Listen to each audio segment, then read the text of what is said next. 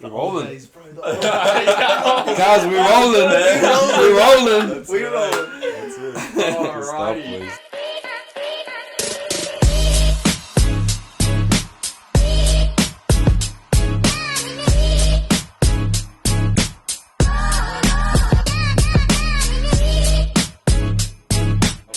Alright, welcome back to Greg and Angie Unleashed. We are here with Ray and Stat. Yeah, How are boys. you today, guys? How are we? What's happening, boys? Oh, mate, we are so excited to have you guys on.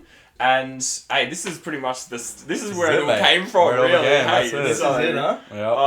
Yeah. Shout out to HaveaChat Productions, guys. Thanks, Seriously, boys. I love your merch as well. Good, I'm glad you Like, said it. It's Well, that's really very good, nice. We weren't going to come empty-handed, you know what I'm saying? We're gonna gift our boys, man. Let's go.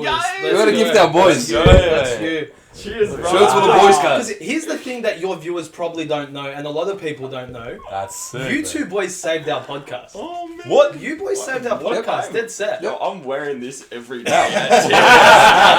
Sorry about the TNS, man. That's what We're gonna start selling that at church. I tell you this. Watch. So, quick one. Before, Stat and I last year were going through a very big dry spell with the potty. He was done. I could see it in him. He was doing it because he had to. He didn't want to keep going. He Hated didn't it. keep pushing. Yeah. Hated it. He had an idea of, maybe I will. That's when he went to Melbourne. Yeah. But I was all in. He wasn't. So we were thinking of maybe do we reshuffle things where I just run it and he's out, whatever. Then you boys came up to us at TNS last year. And you tell us about how this podcast has helped you guys with your Christian walk and how it's helped you guys to keep going and whatever. That blew my mind, but it blew his mind even more. Yeah. Wow. And we were like, all right, something's happening here. We've got to keep it rolling. So, like you say, I got to like a really bad point. I was like, bro, stuff this. I can... Because it started to become a bit of a chore. Yeah. And when you do something you enjoy over a period of time, you want to keep that enjoyment there. You want to find ways to keep enjoying it. But then when it starts becoming a chore, you get over it. It's a bit of a drag. You don't want to bar of it. Yeah. And I got to that point. I was like, bro, I cannot be bothered. I don't care for it. It's becoming dry for me. Let's cap it. And then we had the conversation, and then he comes up to me and he says, bro, this is what's going on. There was, he come into a story about how someone watched that podcast, you kind of kept him in church. And it was like the Christian way, and I was like, oh, well, now we've got to keep doing this. No, I'm kidding. But basically, that resonated with me a lot. And I was like, wow, there are actually people out there who... This is because a lot of the people from our church will give us a bit of flack for doing a podcast. Yeah, yeah. So I just assumed that, okay, if our own people are giving us flack, this is probably flack that we're going to cop everywhere else. So then when I heard that, I was like, hang on a sec, we've made a difference in someone's life. What more can we do and just as an avenue for others? Yeah. Bro, And that's what drove me. I was like, all right, let's evolve this. ignited a fire and mate, have a chat boom this Yeah, year. you boys doing really good this year. Yeah. Thank you, man. Yeah. It's hectic. And I'll Yeah. tell you what, in TNS, when we all got together had that photo, that would have been pretty good, eh? Yeah. Because That was it. there's a bunch of boys. Yeah, Yeah, that was it. It heaps was of us. about 8-10 of us. We Yeah. took a photo. Yeah. So shout out to these legends. They saved our podcast. That's true. If you haven't subscribed to them, can you just press the button, bro? Yeah, ring the bell. love Ring that. the bell. Subscribe to the boys. Let's go. Give them that subby. Get them up to 150. You know what I'm saying? Yeah, exactly. You guys setting out, 111? Yeah. If you Yeah, look it's good. It's a great number, the three ones, mate. Yeah, get it to 150. Yeah, man. Get them Yeah. to 150. Unsubscribe from us. Subscribe to them. If you know Yeah, what I'm saying? I love that. On our podcast, I tell them, they go, subscribe to them. I go, don't subscribe, unsubscribe. But now subscribe to them. No, I say that, but a little bit of me dies every time. It does, yeah. So- and that brings me a lot of joy. I'm kidding. It's good to be on. Honestly, really good to be here. Thanks, man. It's good, Yeah, boys. yeah, 100%. So, go ahead and subscribe to HaveaChat Productions, guys. That was like what I'd written down. I was like, welcome these guys in there. Make sure we shout them out because they're literally it's been about a year now since we started, Yeah. and it all came about. We were just like, hey, there's Have a Chat with Ray and Stat at the time. Hey, let's get a competitor one going. That's it. And then we were like, Until I was talking- let's just start one. Yeah, bro, So Andy you guys was- are just Andy was so nervous talking to me about it. I think we spoke about at Luna Park because we're sitting Yeah, in the I was line. there. He's like, "Listen, I was thinking of doing our own thing. Like, what do you think?" Thinking I was going to be very against it. Yeah. Bro, yes, do Yeah, it. bro. Should have freaked him out and said, oh, bro, no, sorry, we're the only ones. We're the only IB ones that can do it, bro. Nah. That's it. Yeah, no, I appreciate all you guys have continually teaching us and the encouragement you guys have been for ours. But yeah, guys, go ahead. subscribe to theirs, and it's been awesome to see you guys have got like a couple happening now. You got Tell Me More as well. Yeah. How did that come to pass? So originally, when I first went to start with the idea of Have a Chat, it was I wanted to create a network. Because I've watched a lot of podcast channels and YouTube channels throughout the years where they have multiple shows on their same network. And we know not everyone wants to listen to me and start talk crap. It is what it is. And so we had Talk to Me as well, where I get people's testimonies, we hang out. Yeah. And I always wanted a girls' podcast. It was just always something I wanted. I knew that there was a gap in the market for it. Girls are, like in church settings, for some reason, girls feel like they're always set to the side. There's no one to talk to them.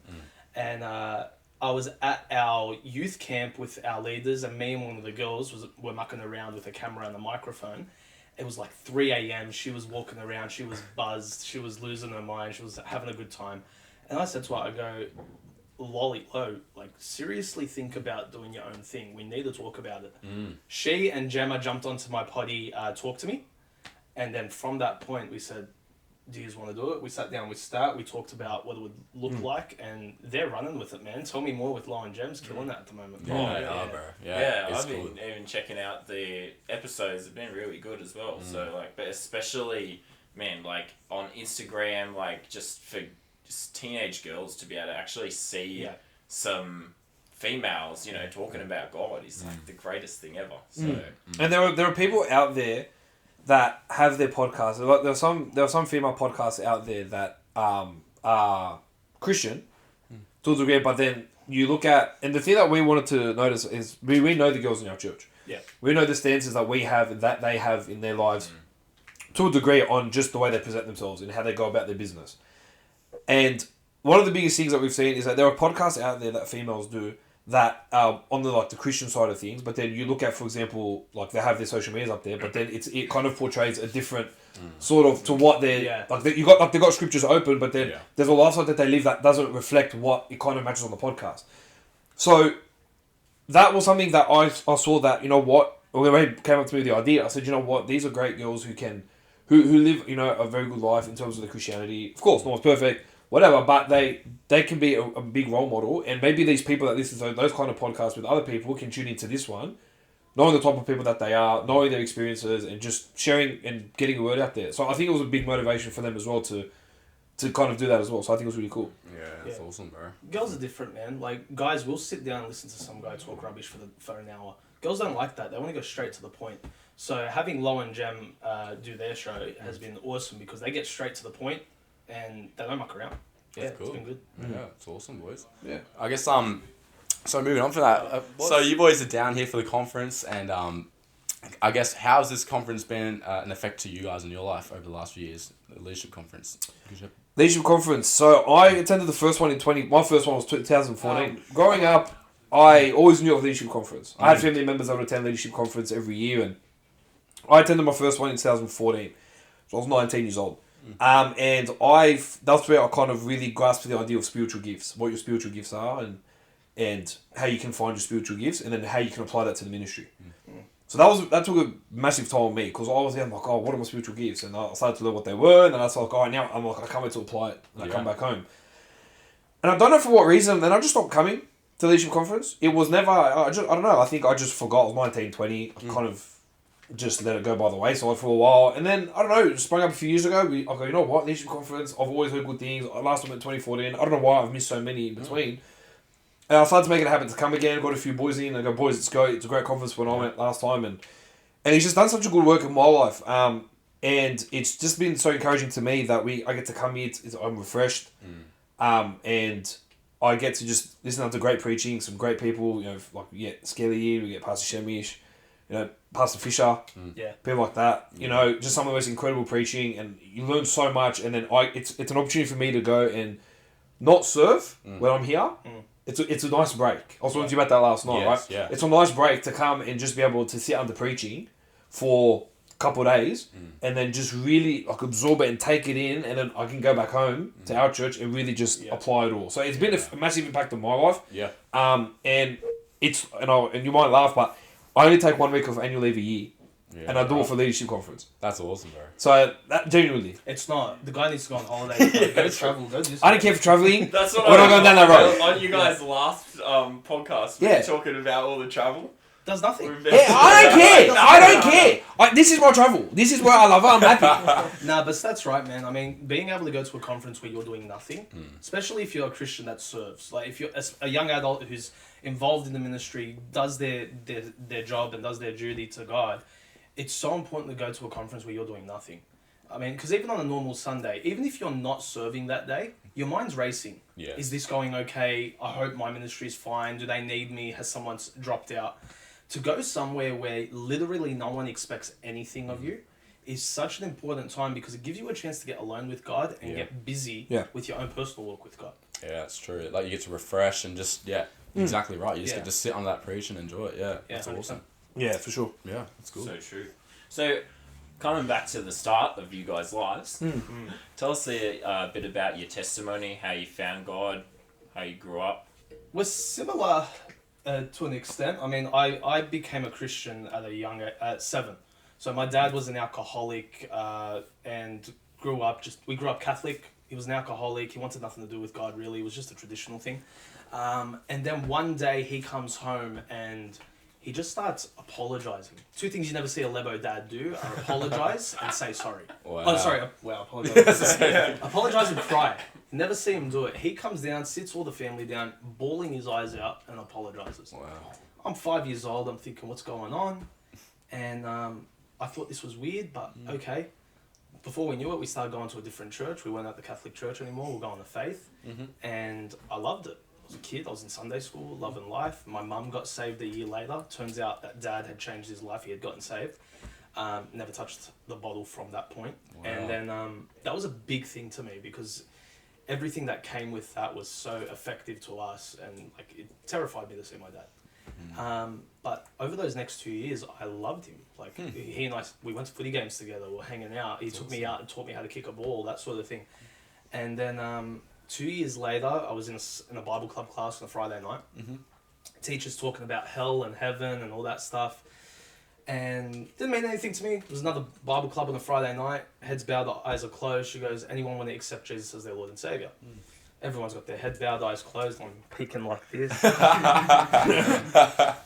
I see my mate put his hand up. I'm like, oh yeah. So I put my hand up with him. That's awesome. We went into the back room, prayed a prayer, meant nothing. It was just standard, walked out. But then 2 nights later, I get home from church on a Sunday night with my parents, and you smack that. It is addictive.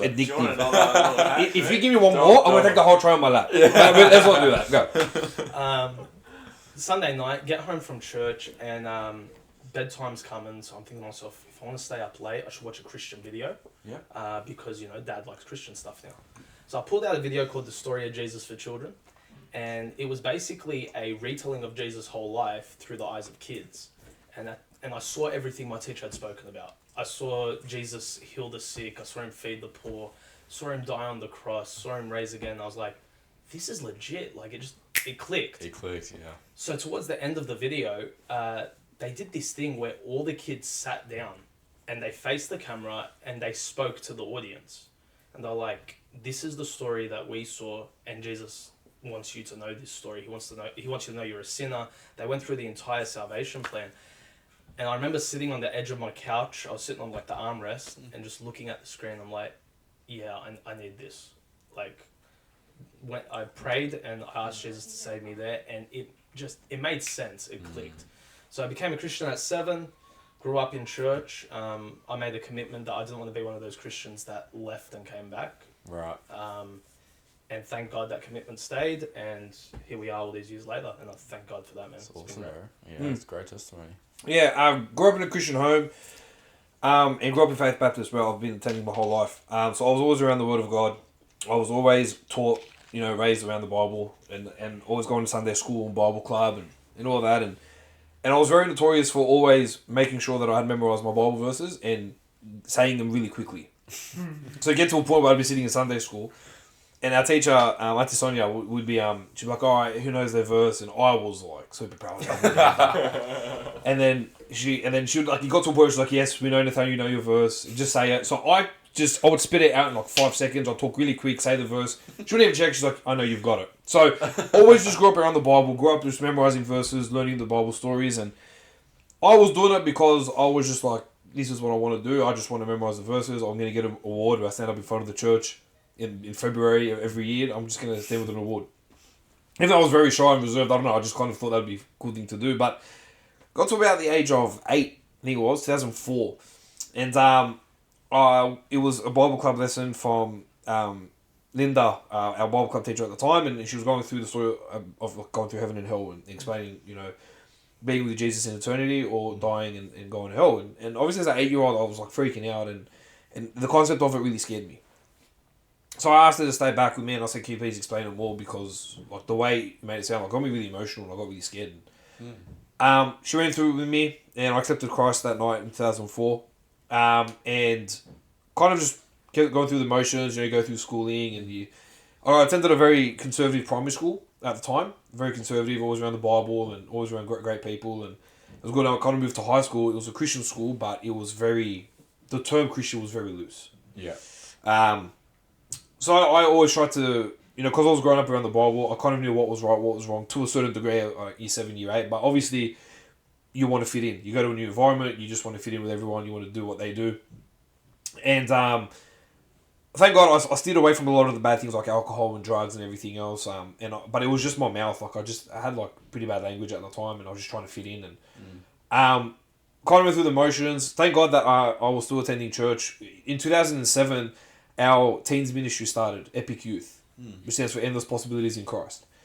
And that started, so that kind of kept me really cool, like cool-headed, level-headed when I went to being at church every Friday night.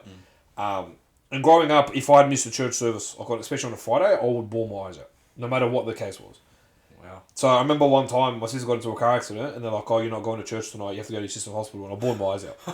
So really, I don't love my family. No, I'm joking. No, but that's how much I love church, because I was raised in it, and I was always there, and everything else. And then kind of went through the motions. We had a National Baptist Fellowship Conference in 2010 at our church, and it was in our new building, the building we're in now. We were hosting, and I didn't sit into one service, but I got to be part of helping out and serving.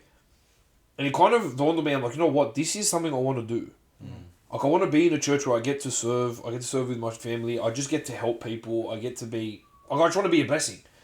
And we kind of rededicated my life to God then, because I was kind of in it, like, just in and out of it. I was like, I want to go to church and show everyone I'm a Christian and be at church, but then kind of my personal life was down the drain, and everything else was like kind of like a double standard life. And I really did my best to kind of stay on like the right path and everything else. And then we went through a couple of trials at our church in 2016, so I was about 21 at that point. Yep. And a couple of dramas happened, and it caused a bit of a church split. And I kind of was like, all right, where do I go from here? Because, people dropping left, right, and centre, don't know who's staying, who's going. And it was a really rough time. And the things that had happened that had led to it were like on a pretty serious level. And I was like, okay, so no worries. I'm kind of just trying to figure out where my place. Like, God, reveal to me where you want me. A couple of the dramas that happened at our church actually impacted my home life. Right. And impacted our family. Yep. And there was an opportunity for me to leave the church. I was like, well, I don't want this. It started to hinder me. It started to have an effect on my life. And I was like, I just don't want this. Like, I just want to leave. I'm ashamed. I'm embarrassed. I don't want to come to church. I was about 21 at the time, and kind of prior to that, everything was like, I think everything was pretty good. Like, I was just being a 21-year-old, just having fun and clowning around, and not much has changed now, but and when everything started to happen, I needed to make some decisions where either I was going to stay in church or I was going to leave. And I made a decision. I came to a point where I decided I was going to leave the church. Right. And I didn't want anything to do with God. And I said, God, I'm just going to go into the world. And I don't want to give this sort of, like half attempt in the world. Like, if I'm going to go into the world, I'm going to go hard. Like, I'm going to do everything. And I was, and over the years, I was reminded of why God kept removing certain people in my life who were good people, but just not a good influence. But I kind of never understood why. And then until that point happened in 2016, where after I said to God, like, I was acting like full macho, and I'm like, I'm leaving and I'm going into the world. Yeah. Where I jumped on my phone to try find some contacts, just for anything that I could just start, I guess. Yeah. Now, I was going through my phone, many people on my list I'd say from when I was 12, and I was looking through, and I was just like, there is not one person I could call that I could get something from, or whatever it was I could. And the majority of people that I had in my phone were from church. Yeah, wow.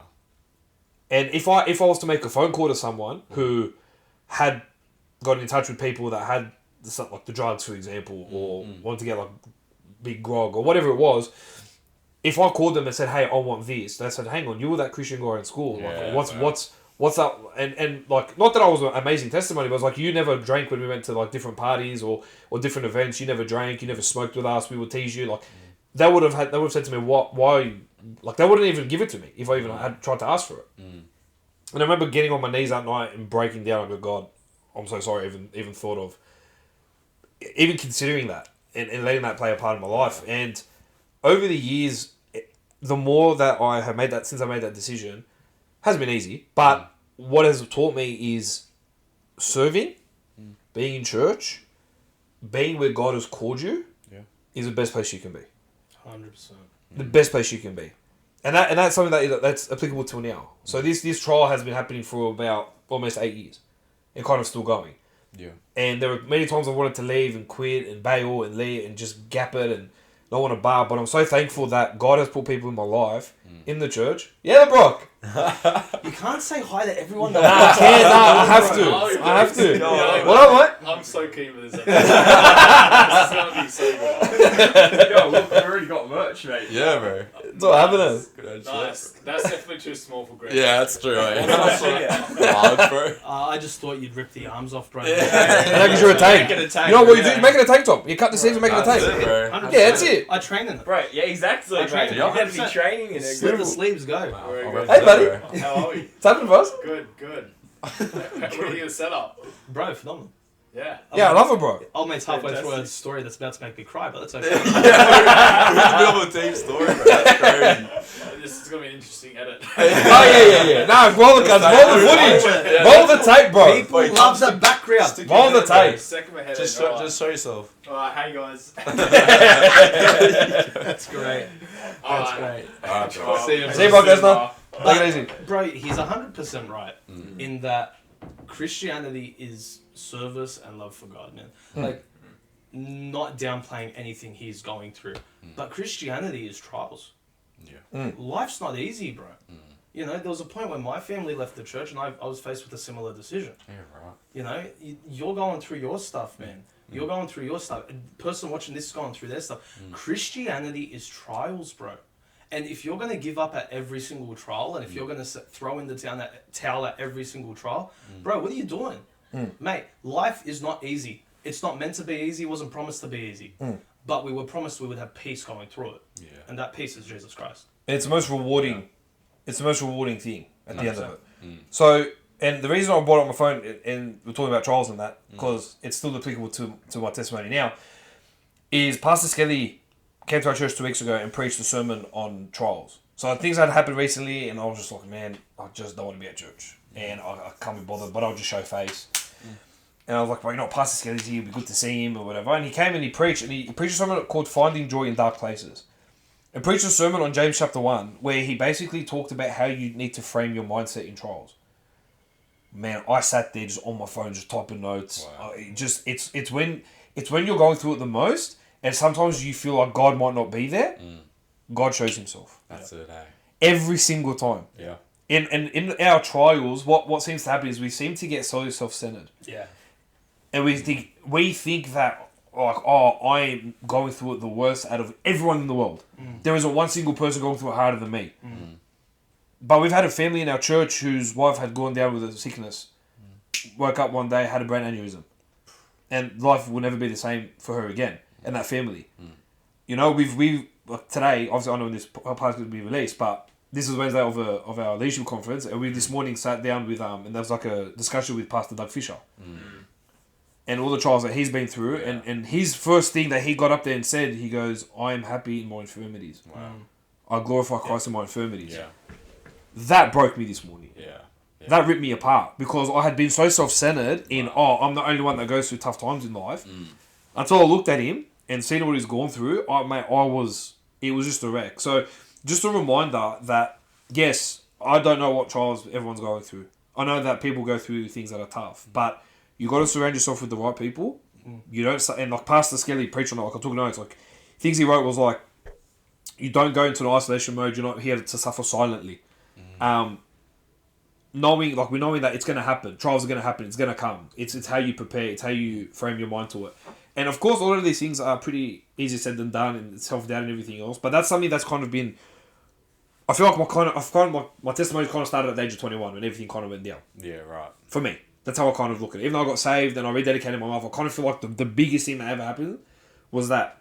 And Pastor Shemish last night spoke and said, in your trials, God has chosen you to go through that because He knows that you are able to handle it. And referencing that verse from 1 Corinthians, I count it a joy, count it an honour. And I was talking to one of our boys from church last night, Tim, who absolutely hates any of us doing a podcast and everything else. Can't stand it. And we were talking to Tim. I was talking to Tim one-on-one, having a conversation. And during the message, I just get a text from him that says, wow. And I was thinking, like, wow, but at what point in the sermon? Like, a lot of it was so good. And so he came and pulled me aside after. We went to Macca's, we're hanging out. And he pulled me aside after and he goes, do you know at what point I said that to you? He said that when Pastor Shemish said that God anoints those who wants to go through that because He knows he'll come through. Yeah. Oh, wow. And then I was like, man, what an honour. Like, that's crazy. So that's a bit about my life and my testimony. And the things that God's doing in my life continually.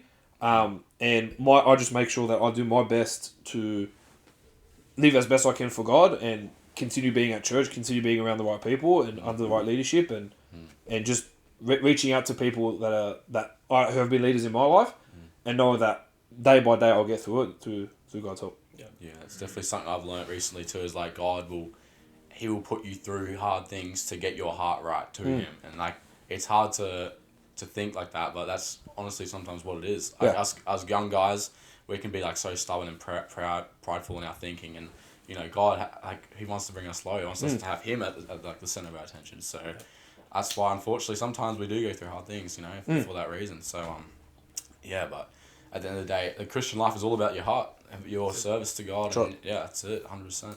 And also, Ray, for you, I've heard previously on some of your podcasts about you were going through a bit of a trial yourself with a car accident. What was that about, mate?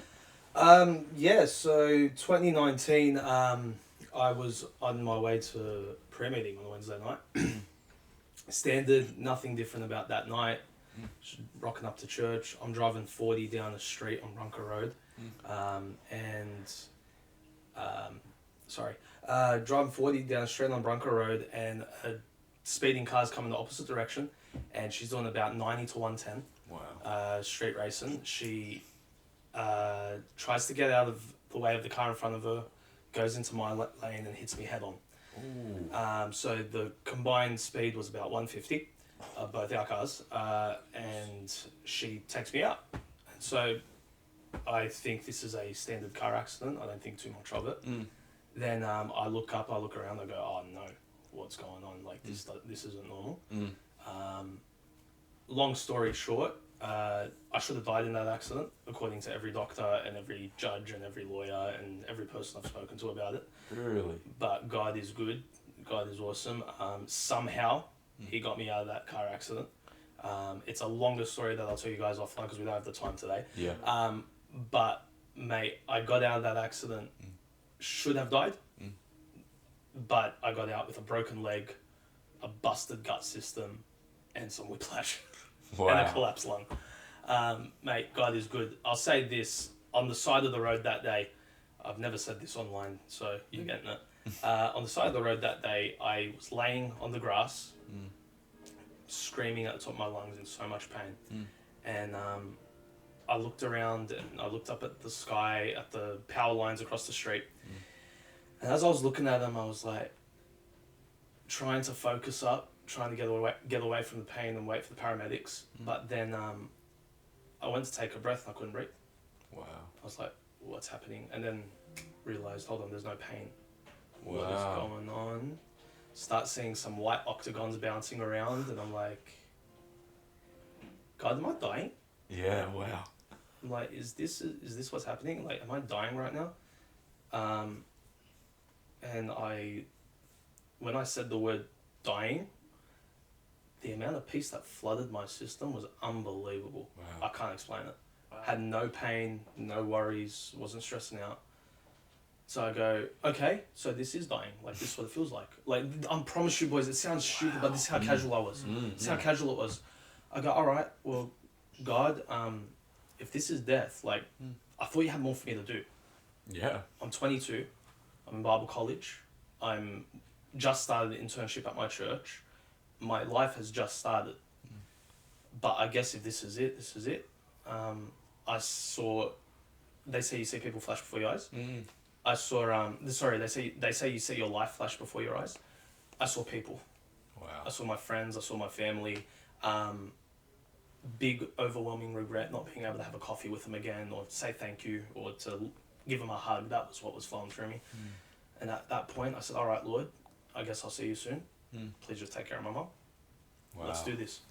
Went to close my eyes and give it up, and then some guy came, slapped me across the face, and then we went back through it. Why I said that is because God showed me through that moment, I'm not killing you here.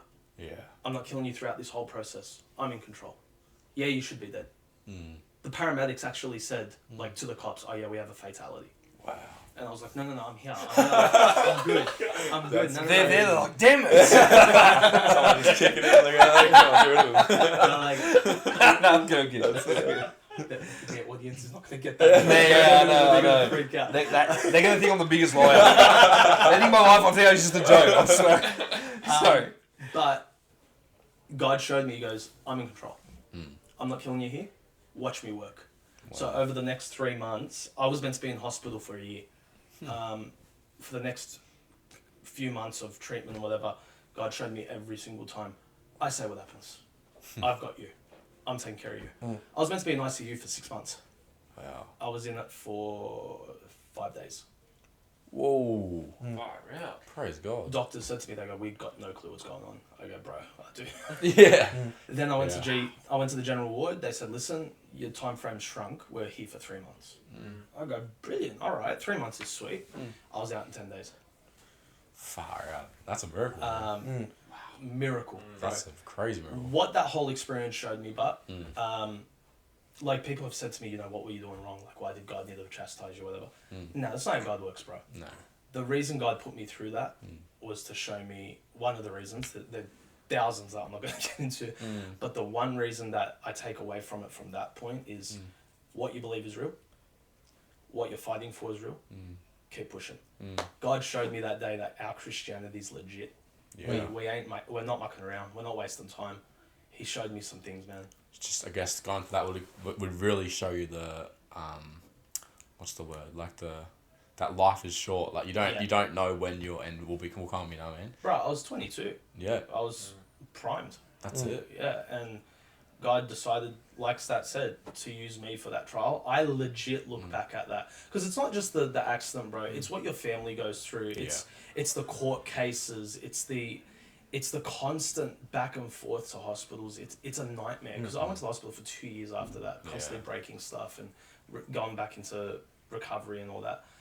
But God allows you to go through something like that, and I look back at it and I say, I'm so thankful you chose me to do that.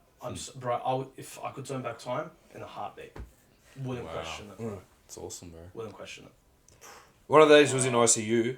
I had rocked up, I think it was Easter or Mother's Day. It happened close to Mother's Day, around the time. And so what I did was I rocked up to the hospital with flowers to give to his mum for Mother's Day. Yeah, he's a I know. scumbag. He didn't give me flowers. He's a scumbag. Yeah, I was gonna say, why'd you go to visit him on Mother's Day? I was like, he's not your I just wanted to go see his mum because I give the flowers. Nice guy. He got the flowers. Anyway, so I called because I just felt bad because she was in hospital. Like, and we had all of us had like a Mother's Day lunch, or whatever. I knew she was in hospital, so I remember going, gave her the flowers, and they're like, "Oh, do you want to go see him?" Like, oh, look, probably not, because I just didn't. And it wasn't like to be funny. No, he was genuinely like he wanted to give up because my family sent out a text saying, "Please don't come." No visitors, whatever. All I wanted to do was go to the hospital, give flowers, leave. Gotcha. And I also didn't know what it was like. I've never seen anyone in ICU. Yeah. Never. So for me, it was like, I don't want to go in, don't know what I'm expecting, don't know what I'm meant to look at or whatever.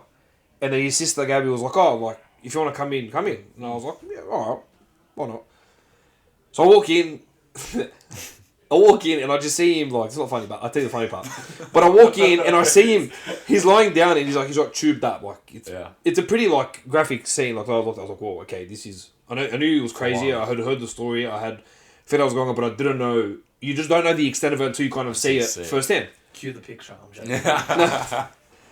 Anyway, so I walk in and like his sister's there, and then I think she went to walk off, and I had to pull like a gown or whatever, and then I sat down, and I think his eyes were open. Now at that time, my auntie had passed away, like around that time frame, like within the same night. So he had that accident at like 7ish, like 1 a.m. the next day. We got a call saying my auntie's about she was sick over time and she's about to pass, and we got to the hospital, she had already passed. Crazy, like 6-7 hours, right? Yeah. Of course. So when I got to the hospital, I go, hey mate, like he's all tubed up, and then he goes, man, I'm so sorry. Thinking, what? What are you sorry for? He goes, sorry about your auntie. I go, bro, who cares? Yeah. Okay, bro. I go, what? Okay, it doesn't matter. He goes, I'm really sorry, man. Like, he goes, I wanted to be at the condolences.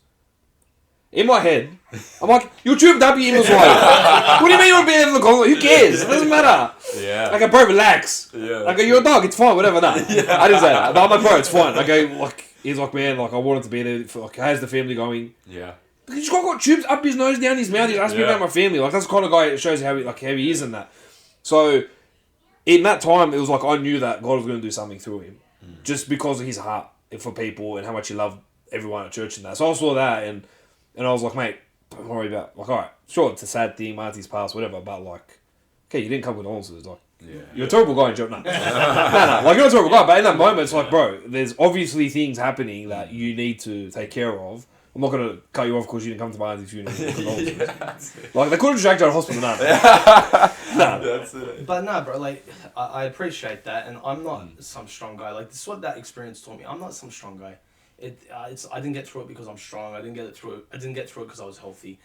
The reason I got through it, I'll be straight out. First night I get into ICU. I'm lying in the hospital, got tubes going down my throat, can't talk to anyone. So I go to reach my phone, see if I can call someone. It's like 1 o'clock in the morning. Can't reach my phone. It's literally 3 centimeters away from my hand. As in, my arm stretched out, I can't reach it. I go, stuff it. I looked up at the fluorescent light that was above me. I just started talking to God. Wow. And I said to him, I go, I get it. You didn't kill me. I go, thank you. So I'm not going to complain. Whatever happens, no matter who walks through that door, no matter what goes on during this experience, I want to praise you. I don't want to complain. I don't want to look back at this experience and say, I stuffed up, I complained, I made this about me. I wanted to bring glory to him. And when a man purposes in their heart to please God and to glorify his name, like Daniel did, like David did, like all those boys did in the Bible, we can make a difference. Bro, I didn't go through that because I'm some incredible bloke. I went through that because God said, I'm going to use you. Are you going to be willing to be used by me? Yeah, wow. So Christians need to be willing to be used by him, man. That's it. That's it. Far out. Yeah. That's it. That's full on stuff. Goodness me. Thank God, bro. Yeah. Living the dream. We're here now. Yeah. We're here on Greg and Andy Unleashed. Yeah, mate. Yeah. You've already made it. Mate, had you done that accent, I had to do this by myself. And I don't know if I could give him merch anyway. So, like, thanks, man. Thanks for sticking it out. That's so true. Guys, I promise I'm a nice guy. I promise I'm fine. I promise. That's funny as. Nah. Yeah, no, that's cool. Oh, that's so good. Definitely what you're saying that right at that end, I think that's such an important thing is it's so often we just don't let God use us as Christians. It's like God's waiting to do great, like God is doing great things through you. Appreciate it, bro. And God's wanting to do great things through so many people, but it's so often that we just limit ourselves and we say, oh, God, you couldn't do anything through me. You couldn't work in me first and then work through me. So, yeah. You just said it, bro. You said we limit ourselves. Bro, God put me through that to use me. God's put that through his stuff to use him. The problem is we get in the way and we say, why are you putting me through this? Yeah. That's not fair. It's not right. Bro, I say this to my teenagers at church, my kids at church. Life is not fair and it's never going to be. True. It's not. That's true. Bro, if we keep thinking, I want life to be fair to me, I want this and that, nothing's going to go down, bro. use what God's given you, use the experience He's given you, and push forward. That's it. Bro, I couldn't talk to half the people I talk to or have the influence on them if it wasn't for that accident. Yeah, wow. I don't have the life experience without that. I can't go and sit in a hospital room talking to a lady from church who's suffering in there without that, because I get what she's going through. You know what I'm saying? Yeah. We need to stop complaining. The problem with Christians is we think we're hard done by in every area of life. Yeah. Stop complaining, do something. We've said it. Stop complaining about the fact that there's no good podcast out there. Go make one. You did it. Facts. Stop complaining that people aren't, coming to church. Go invite them. Stop complaining that your gym crew keeps swearing. Be the example they need to see. Bro, we need to stop complaining and we need to get to work. Yeah, that's it. Bro, I'm sorry, I didn't mean to go on a tangent, but No. man, let's go, Oh, man, bro. yeah. Let's That's go, true. man. That's true. What are we doing? And that's what, to bring it back, that's what I love about this conference. Yeah. That's what I love about TNS. We get to see people encourage each other. You're going through crap, I'm going through crap. We don't see each other all year. We see each other once or twice. G each other up. Get back to work. That's it. Because, bro, we're here for a short time. Let's get as many people saved and into heaven as we can. And live a life for God, bro. Oh man, that's awesome, bro. Facts. That's so true. Why, all right there. Yeah. So I good. love that. I love that. That's awesome. Appreciate it. Yeah, boys. What's the time? We got how much time we got? 6:30. It's- 6. 15. Yeah. 15 minutes. 15. Yeah. Easy. What is actually, before we get to our final question, where do you guys see HaveaChat Productions, the podcast and the publication side? Like, where do you see that going in the next little bit? What is your guys' vision for it? So, the vision for HaveaChat... I don't know. I can't answer the question. I'm just here for the broadcast. I film, I go home. I don't do much now. I love You're the friendly Stavo. face, I mate, love that's it. Stavo. He's for the ride, bro. I'm just here for the broadcast. Now listen, our whole purpose behind HaveaChat Productions now was to show that Christians can have fun, talk about God's word, and be people. That's what we wanted to show. That's why the vlogs came into play as well. That's why a lot of what we're doing, we just wanted to show you can be a Christian, have fun. Life is good as a Christian. We wanted to be a Christian example and also give people something to watch that didn't have swearing and all that other garbage. Yeah. So, Stat and I have made a rule. As long as it's still fun, we're still going to do it. That's good. We don't want to get stale. And as long as we see a purpose. Our purpose is to spread God's word and to encourage Christians. So as long as we can keep doing that, we're going to keep doing that. We do that through our 3 shows. I love talking to people and learning their stories. So that as long as that's the case, Talk to Me will still happen. We want to make sure that girls can have a great place where they can learn about being a Christian that's outside their church. As long as Lo and Gemma are still keen on doing that, they're going to keep doing that. And as long as Stat and I don't end up hating each other at one point, we're going to keep doing HaveaChat. That's The thing is, I hate his guts always. But like Ray's saying, bro, the whole idea of the podcast, like I said, is to show that you can be a Christian and have fun, but not the fun that when we say fun. I don't want it to be misinterpreted to say you can go and start having a drink and go smoke and then go clubs and then go with girls and that. No, but it's just with Christianity, you have to be real, be realistic. Yeah. Don't. If it's something as something simple as going and playing golf, go play golf. Don't hold back. Little things like that. I know it's probably a poor example. Yeah, putt-putt. play golf? Putt-putt. No, putt-putt. But in general. I want to go golf. Yeah. I've never done it. I really like to do it. But yeah, putt for the Yeah, day. yeah. So things like that, where people think, oh, we're Christians, but we can't go to this restaurant, for example, or we can't go to this putt-putt or whatever. You can do these things. It's not you can have fun. Don't overthink what you need to do. You know what I mean? In terms of the fun aspect. As long as you're pleasing God. As long as you're pleasing God in your life, and you're doing right by Him. Enjoy it. There's too many Christians, man. We think we have to be serious 24/7. Yeah. Especially when we're talking about God's word. Why Yeah. can I not have fun with you talking about God's word? There's some weird stuff in there, bro. Yeah, Mate, Peter said some dumb thing. sure. Bro, he put his foot in his mouth. What are you doing? Jesus standing there is about to get arrested. Why are you lunging at the guy with a knife? Yeah. When was that Yeah. ever okay? Yeah, Bro, the more we make Christianity real, the more it makes sense. You know? It's true. yeah. And that's what we try to do on HaveaChat. We say a lot of dumb stuff. We really do. And we come up episodes later and we're like, yeah, I shouldn't have said that. But we want to show. I'm saying all the dumb stuff. Giving out financial advice. Oh yeah, no problem. Financial It's financial advice. I'd like to show you that we don't give financial advice. Yes, we do. Don't lie to the people on our podcast podcast. isn't about financial advice. Like, you're gonna get a suit. Yes, but I was see, trying to keep it But- legit. yeah, I was like, yeah, I totally no. get Ray's side here. I'm like, bro, Listen, you don't be if publishing. Oh yeah, we give financial advice. yes. Listen, That's if someone, oh no. yeah. Listen, if we get sued, it's a story to tell on the podcast. That's No, it. but That's what I'm trying to do. And he's like, oh, we don't want ideas. Content. Shut up, bro. I'm trying to give ideas. Nah, No, nah. but we say a lot of dumb stuff, right? And that's us being people. We say dumb stuff. It's okay to make a mistake. Like, because people say to me, oh, you should delete that episode. Because there's stuff I've said that I disagree with now. No, I want people to learn from my journey. Yeah. I said something dumb. Yeah, I disagree with that comment. I disagree with that stance. I do now. Why? Because God taught me through that. Yeah, did I publish it online? Yeah, people can see it. They can come and talk to me about it. Let's have a convo. Yeah. Christians can't have combos. It's a joke. Yeah, it's Yeah, true. 100%. That's the reality of it all. It's just being real. Yeah. And like I said, like the reason we kind of started the podcast was obviously in COVID there wasn't much to do. We thought we'd go and listen to that. But like I would listen to a footy podcast and then I'll be listening to it and then for 5 minutes they're talking about sex. Yeah. Oh, Yeah, right. Like, right. Well, If I want to, like, not trying to be rude or funny, but if I wanted to listen to that kind of crap, I'd go on those type of podcasts and listen to all of that. Yeah. Do you know what I'm saying? Yeah. So I just wanted to listen to a footy podcast where it was just footy. I would come across podcasts and like a lot of swearing, and then I was like, man, like, why? Why is the need for an inappropriate joke to be here in a footy context if it's not required or it's not needed? Like, why can't just footy be footy? Like, that's how I looked at it. And so I would vent to him, he would vent to each other all the time, and that's how it kind of started. Like, you know what, why don't we do something? And like, genuinely, like, I thought, like, oh, we'll just do it for COVID and it'll be done. But here we are a few years later, Yeah. like, we're making a difference. People are enjoying our stuff. We're showing a bit of glimpses. Hey!